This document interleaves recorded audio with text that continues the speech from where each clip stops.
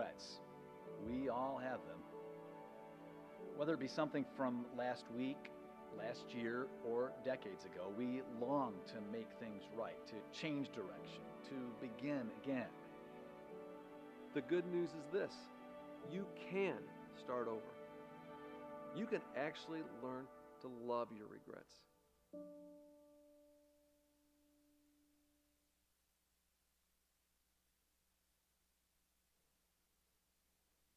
Good morning. How are you this morning? Good? Great. Would you join me in a word of prayer? Dear God, we come to you this morning. We are so thankful to be in your presence. We are excited, God, to just get to worship you this morning, to hear from you, Lord, to just engage with you in a different way than we get to the rest of the week. So, Lord, we just pray that you'd be in our midst and that you would just help us see what you want us to see and hear what you want us to hear this morning. It's in your Son, Christ's name, we pray. So, good morning. Welcome to Evolve Church. We're so glad that you're with us here this morning. So glad that you could join us. This week, I just want to give you kind of a little kind of back up, kind of tell you where we are this week, but we're in the middle of, or in the second week of a series called Starting Over.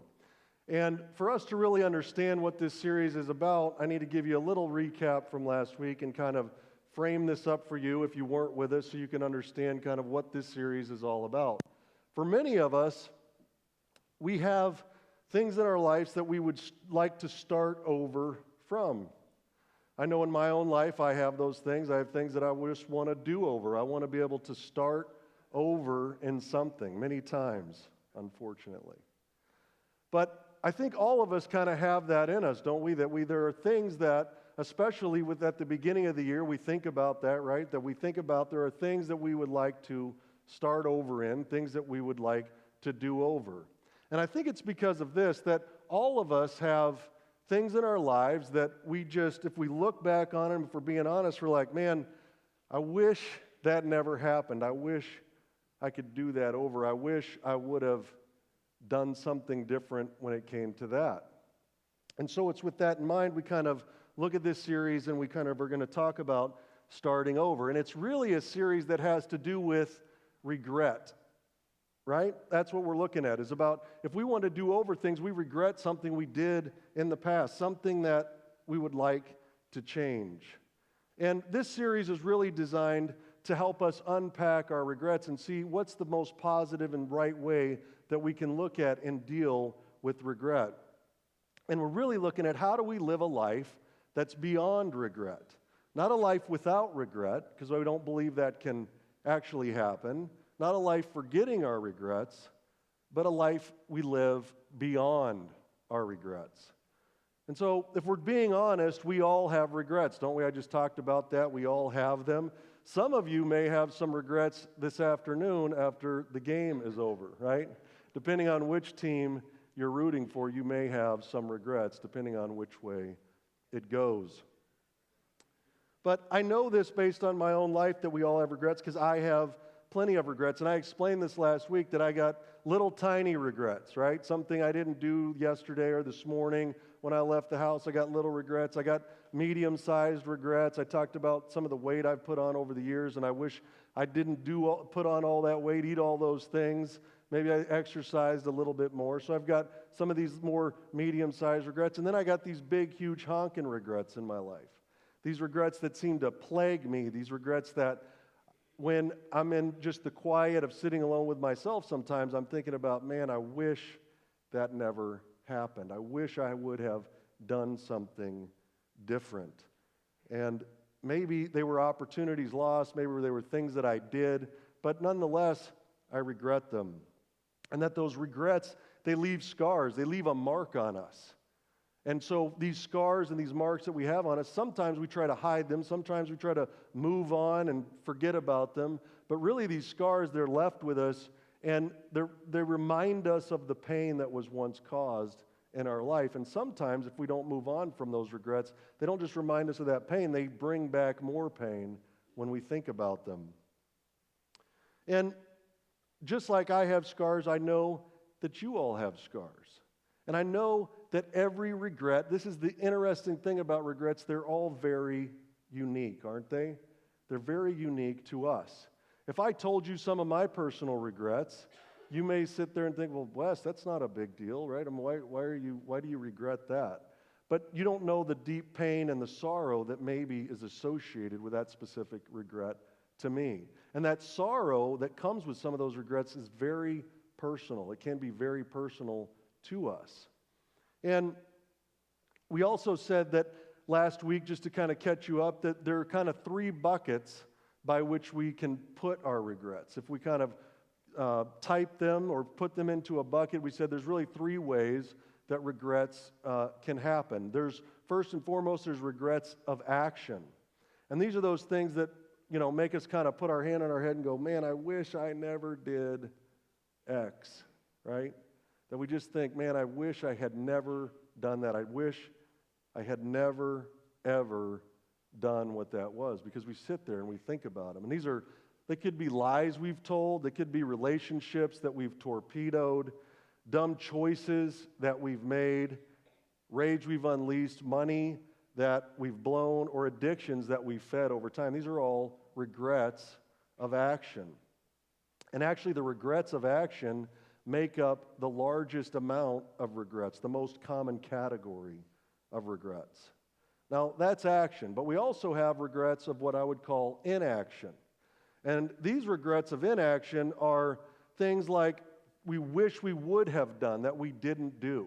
Things of times of opportunity lost where we just didn't act and we think, oh man, I wish I could go back. I wish I could go back. I wish I could say something different. I wish I could leave in or have acted in a different way. I wish I would have done something. Maybe it's a risk that we didn't take, or maybe there are words that we didn't speak, or forgiveness that we didn't offer. And sometimes life moves on and we can't go back and take advantage of those opportunities any longer. And we regret that. We regret those inactions. And we also said that regrets of action, people in the short term, they regret the actions, but in the long term, that people regret their inactions more so than they regret even their actions. But there's one last category that we talked about when it comes to our regrets that sometimes we don't think about. I think it's easy for us to think about the regrets of action and the regrets of inaction, but there's also regrets of reaction. And these are things that happen to us that we weren't complicit in. These are things like an accident we may have been in, or an illness that we contracted, some way we were abused or neglected, some rejection that we felt or betrayal that we experienced. And when bad things happen to us, we naturally regret them, but sometimes these regrets of reaction can be the most hurtful and the most painful of all the types of regrets, because we played no part in them, yet they happened to us anyways. And then we also talked about how all of these regrets, all three types of these regrets, they can kind of lead us into a cycle that isn't so great, that we called this the sorry cycle. And I think we have that up on the screen for you. But what we said in this idea of what happens in the sorry cycle is that what happens with these regrets is it's a cycle where we feel sorry about what we did, or sorry about what happened, or sorry about what happened to us.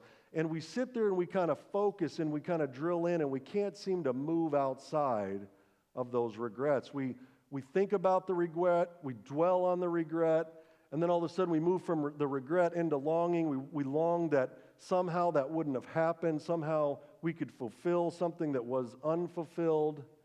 And the more we stay in that longing period, we just move back to the regret. And it's just this cycle that we just continue to repeat. And a lot of people, and even myself included, have been stuck at some point in what we would call the sorry cycle. So it's with those things in mind that we try to move forward today and look at, okay, if that's where we are, if those are the regrets, if those are the type of regrets that we have, and it's possible for us to get stuck in this cycle, how do we actually move past it? And that's really what we're going to take a look at over the next 3 weeks. This series over the next 3 weeks is going to help us learn. Today we're going to talk specifically about how to recognize our regrets. Next week we'll talk about releasing those regrets to God. And then finally we're going to see that hopefully God is big enough to redeem even our worst regrets, and that we can start over and live a life beyond regret. So, if we want to move forward in our regrets, it kind of starts with a choice. It starts with a choice. And there's a choice that we have whenever we're faced with our regrets. Whenever that regret comes to us, whenever there's an action that creates some sort of regret, there's a choice. And the first choice we have is that we can hide from our regrets. This is a natural response for many of us, is to initially hide from them. We want to keep our regrets hidden. But this is the thing about hidden regret, is that regret isn't dead, it's just buried alive. And anything buried alive will fight to come back to the surface. I mean, if we think about a person being buried alive, what do you think's going to happen if that occurs, right? You're going to scratch and claw and do everything you can to come back to the surface. And that's what happens with our regrets. They're not actually dead if we don't deal with them. When we try to hide them, when we try to push them down, they just get buried and they want to come back to the surface. And that's kind of what I want to show you visually today with this little illustration that I have. I'm sure many of you have maybe experienced this, but you ever had a ball, right? A ball filled with air? Ever try to put that ball in water, maybe a beach ball, maybe some kind of ball you're playing with the pool, and you put the ball in water, and what happens if you let it go, it pops back up, doesn't it? See that? Can you see it? How the ball just pops? I'm going to make a mess up here. It's going to be water everywhere. It's kind of fun, actually, just get to sit here and play with this ball. But there is a point to this. But this kind of is what happens with our regret when we try to suppress our regret, when we try to hide our regret. This is what happened. And just follow along with me for a second. So let's just say that we have a regret. Maybe it's a lost job. Maybe we lose our job. Maybe there's a regret, and we don't know why we lost our job, but maybe that's a way that a regret starts. Maybe it was by our own choice. Maybe it wasn't. Maybe it was some things that we did. But we lose our job. And this is what happens when we start to hide our regret. One of the ways is we can kind of deny that they're there. That's one of the ways that we can actually hide our regret. And so we kind of just take that. We don't really deal with that situation of our lost job, and we kind of push that down, and we just kind of submerge it. We're denying that it's even there. But this is the thing about denying our regret, that as we hold this down, there's some things that happen. I can't move forward real easily when I'm standing here holding these regrets, and I'm trying to keep them suppressed. It also can start to create more regret. Because if you just take that scenario of the lost job, and I don't deal with that, right? What can happen is that all of a sudden, I can start to self-medicate. I can start to kind of numb some of that pain when it starts to surface a little bit, can I? And then all of a sudden, maybe I turn to alcohol or drugs or something else that kind of makes me kind of forget about that. And all of a sudden, I've created just another regret because I didn't deal with the first one. So now I got 2 of these regrets that I'm dealing with, and it's not dealt with. And maybe what happens is I start to numb that pain over time. It starts to affect my family. It starts to affect the loved ones around me. And all of a sudden, here comes another regret. And I haven't dealt with any of these regrets. I'm just pushing them under the water, under the surface of my soul, right? And I'm just holding them there. And this is the thing. I can hold these for a little while, and it's okay. But the longer I keep holding them down there, the more regrets start to pile on. Then maybe all of a sudden, maybe I get a DUI, right? As I'm self-medicating, I'm numbing myself. There's another one. And on it goes. One more regret, because I haven't dealt with all these other regrets, and I just keep piling them up. And then you see what happens? I can't hold them all. And they all come back to the surface, and I'm guessing that happens at just the wrong time. They become exposed. All of a sudden, my regrets come back to the surface because they're living.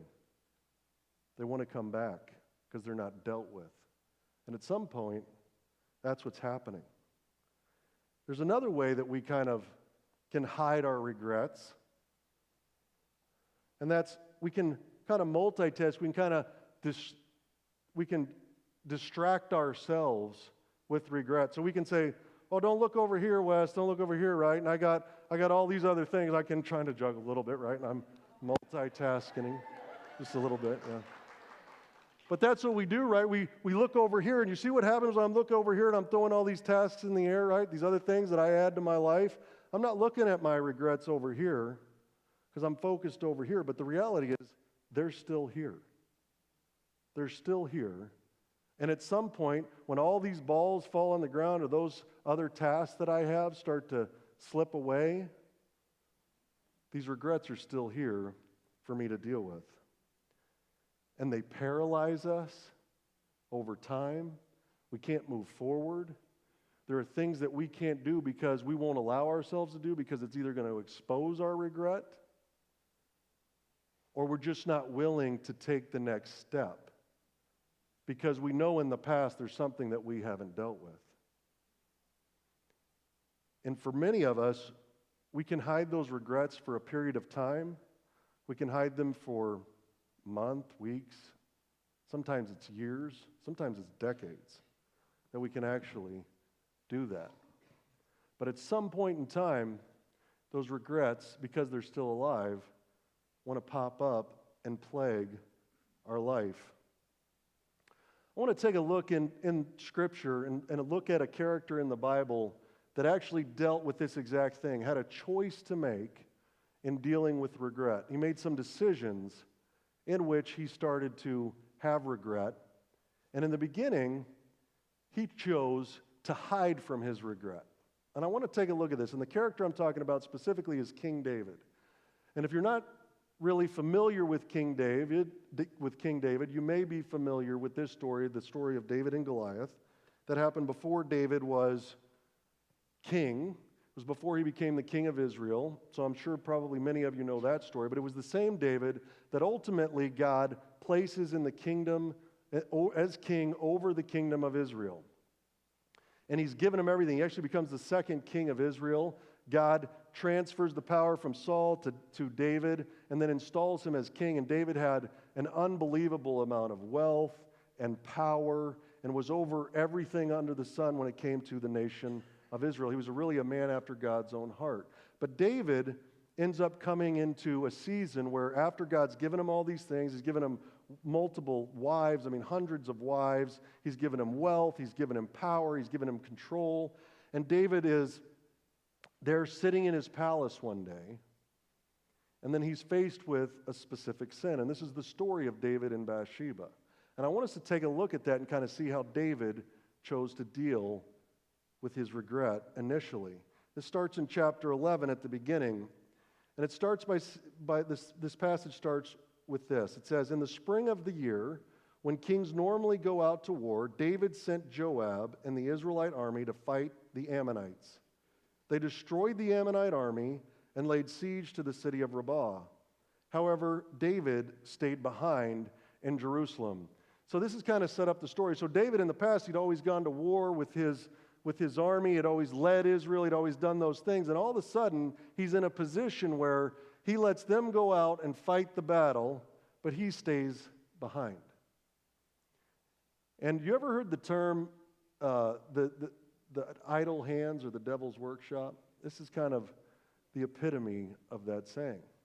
Because what happens with David is while all his men are out to war, while they're all dealing with what happens with war, he's by himself, and he's not exactly probably a very busy person at this time. He's taking a nap in the afternoon, and he comes out onto his rooftop after his nap, and he starts looking around. He's standing in his palace, starts looking around the city of Jerusalem, and what he comes to see is there's a woman down on another rooftop that's naked, and she's taking a bath.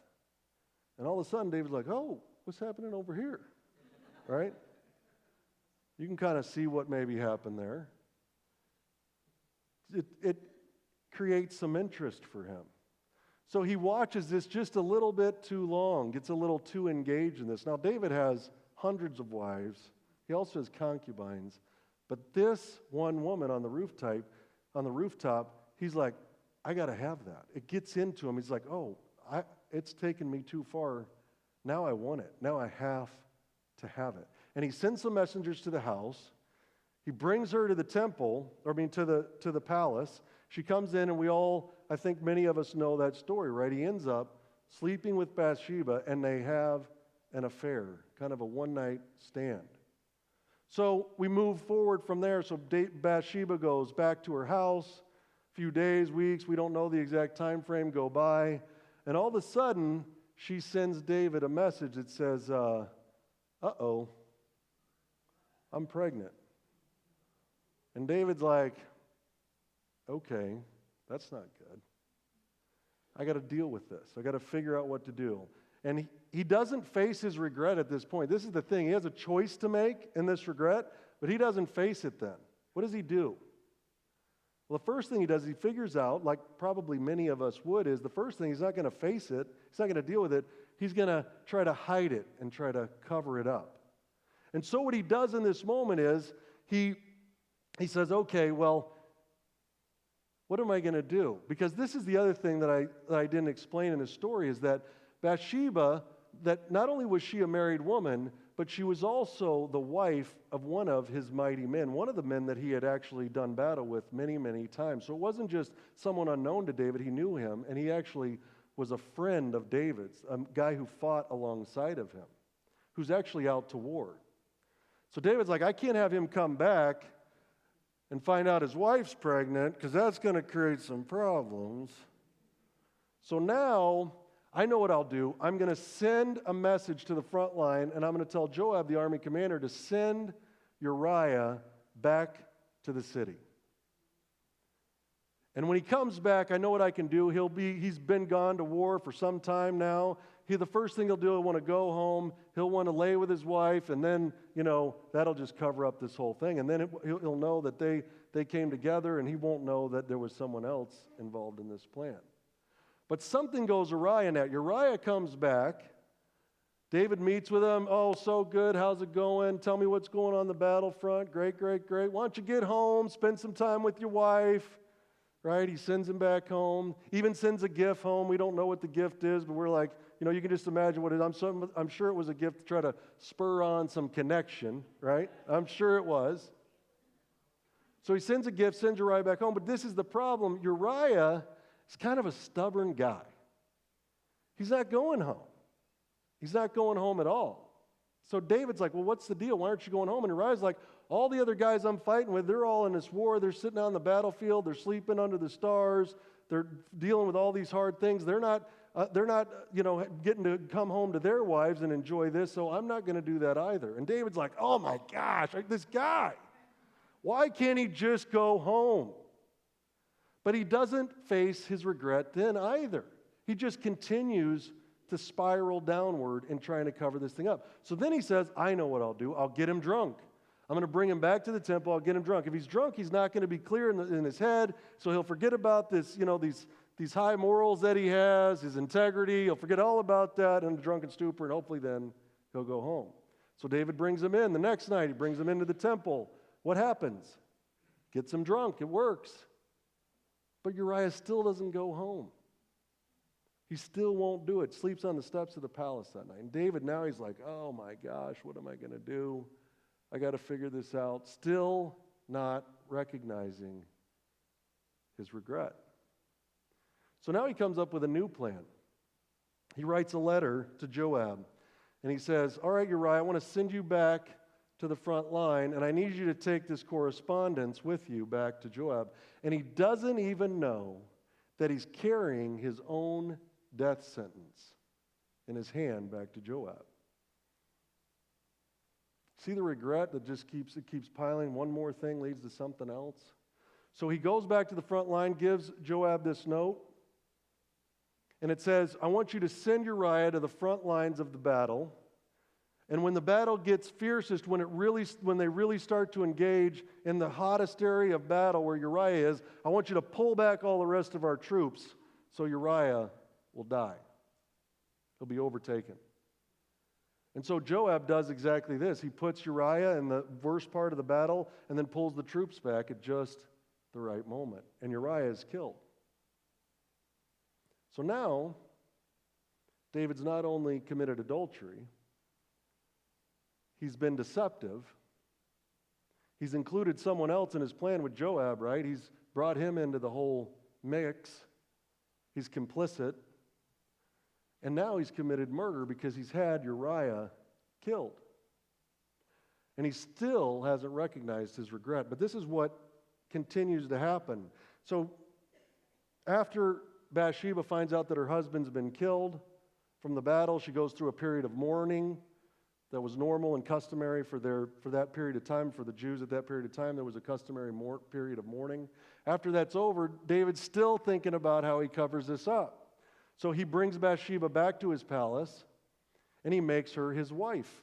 And he probably does this, I'm guessing, in a way that makes him look really good. Oh, look at the good friend I am. I took his wife in, right? I'm sure it was something along those lines.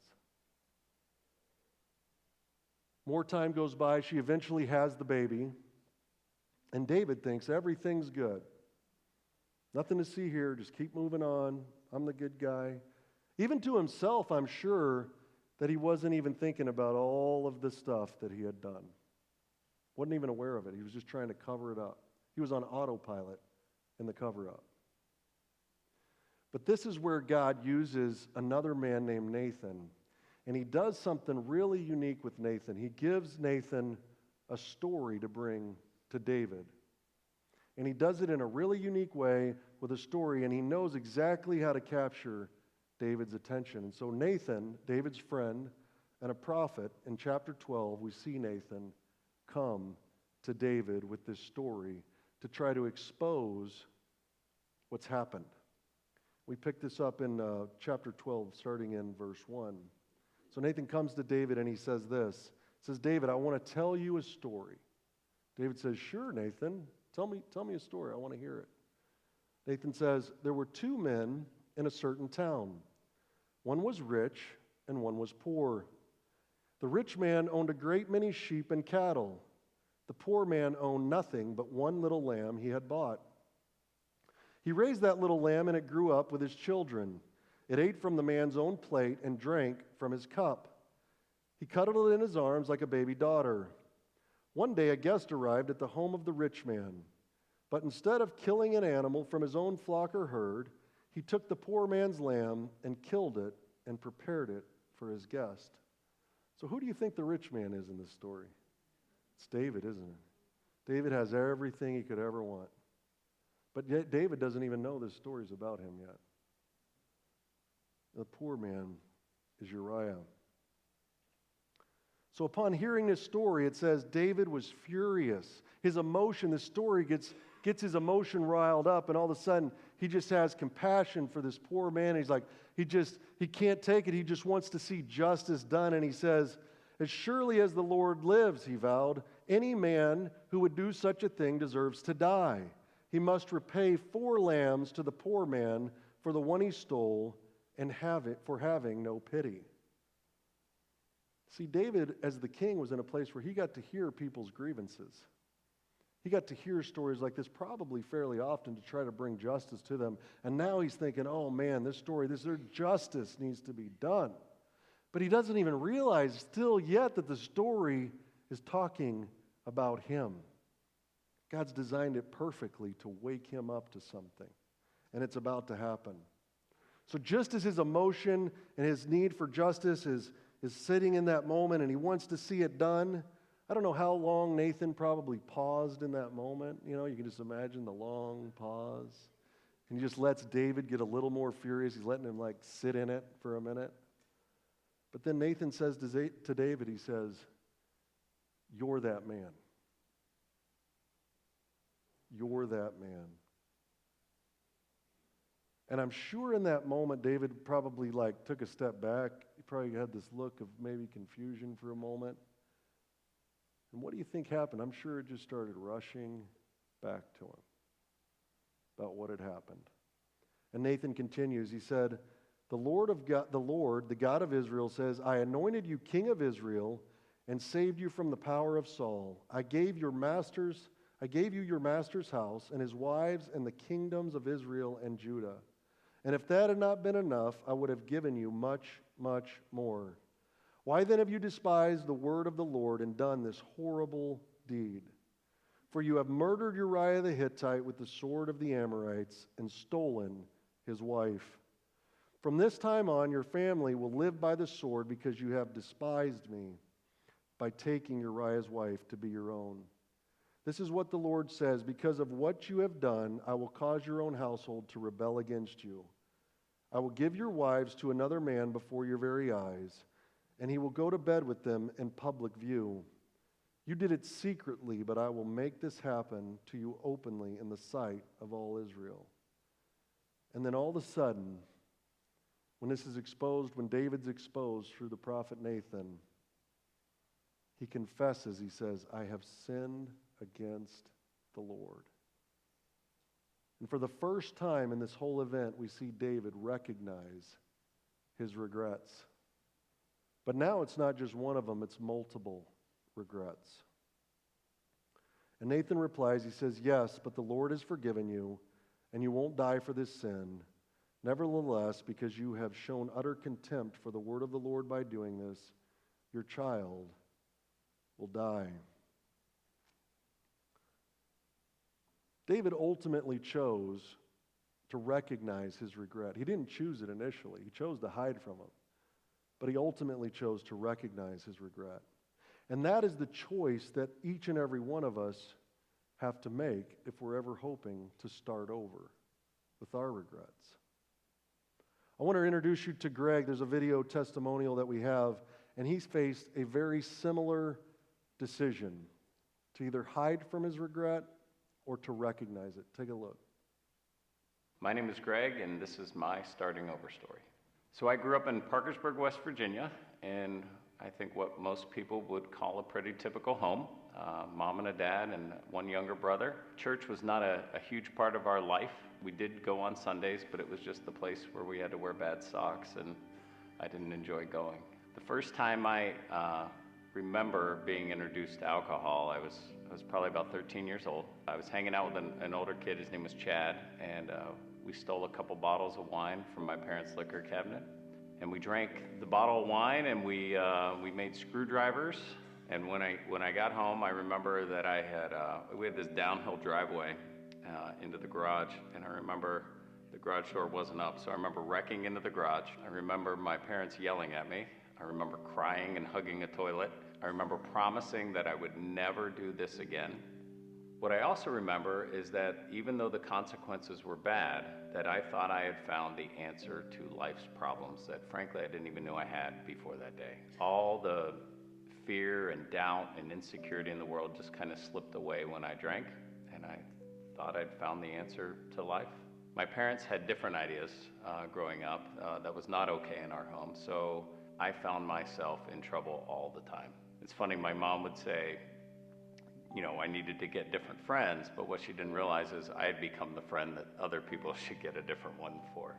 That's kind of the route my high school took. I think probably the first time that a light bulb came on, I'd been on a bender, came home to steal money. That was my job. I snuck into the house and got caught with my hand in the cookie jar, and rather than coming up with some lie like I normally would, I remember just saying, I have a problem with drugs and drinking, and I can't stop, and I don't know what to do.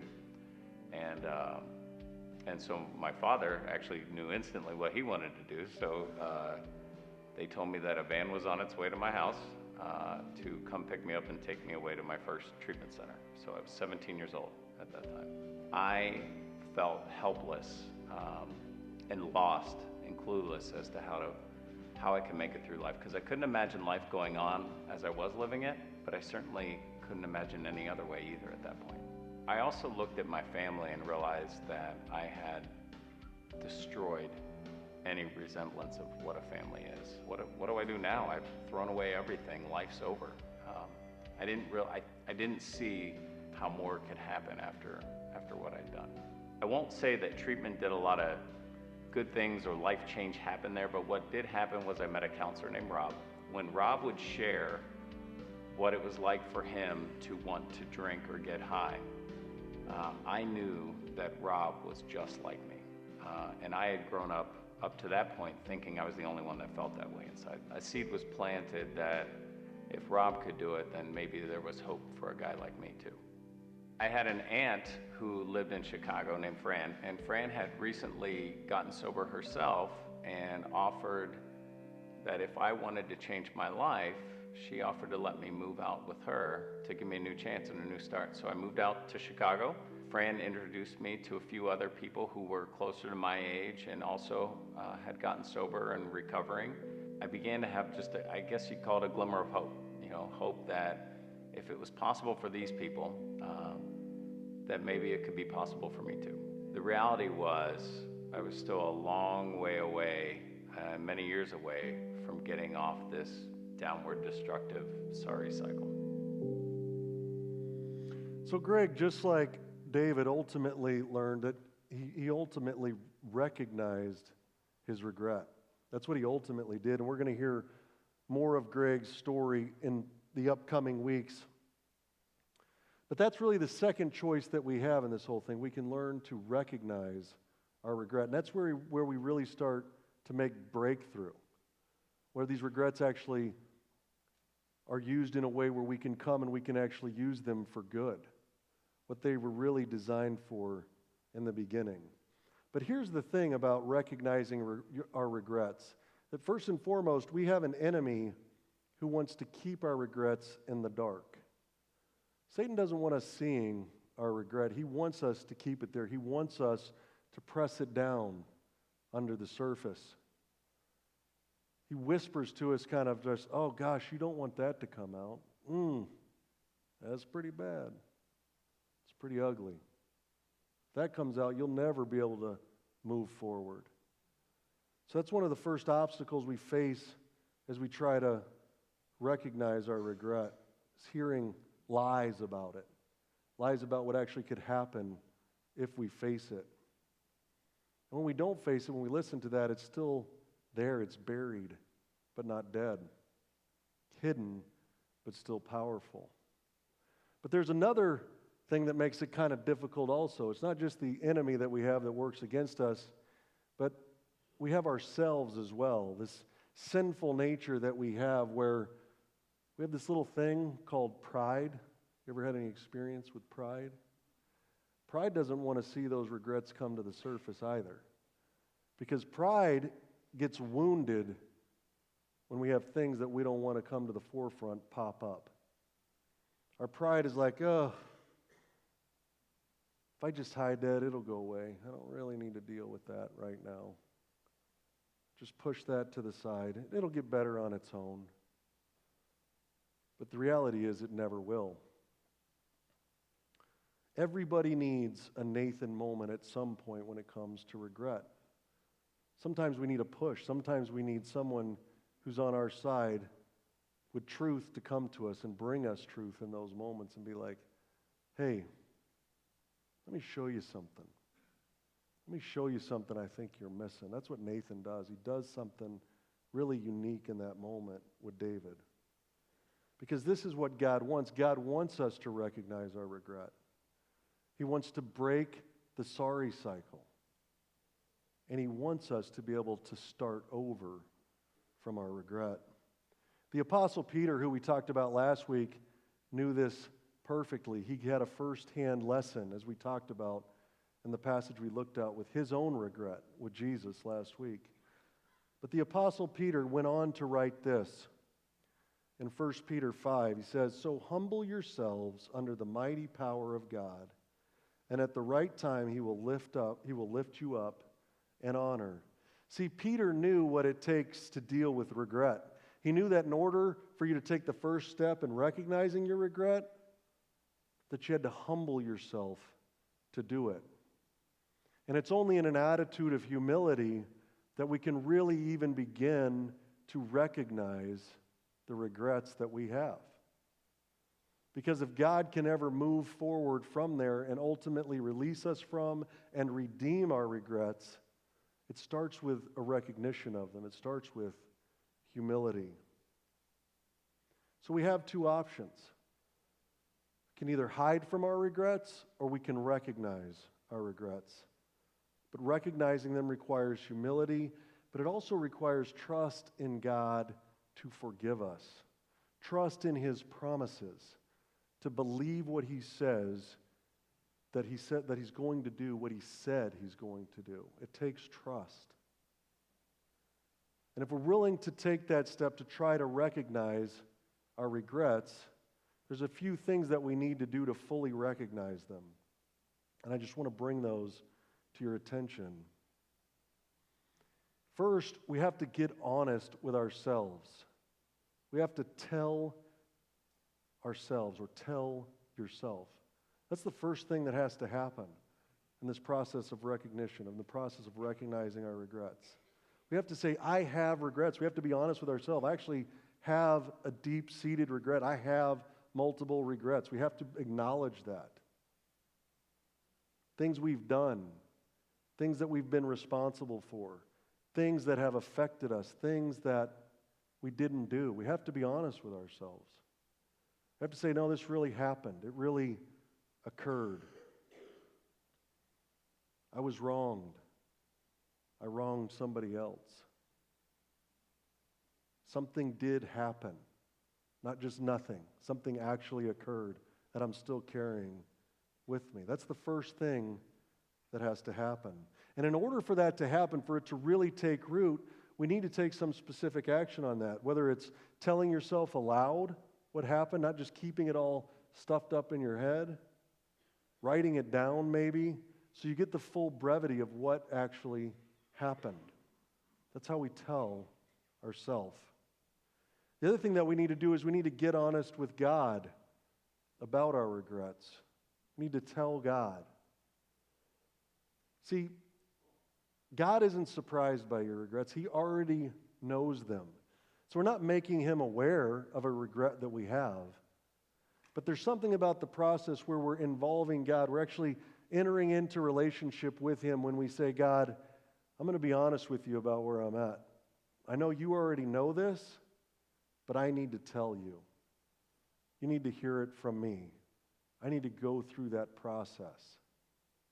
And we got to be honest with God. He already knows it. He already knows when we're hurting. He already knows where we're crying or where we're numbing or ignoring or avoiding Him.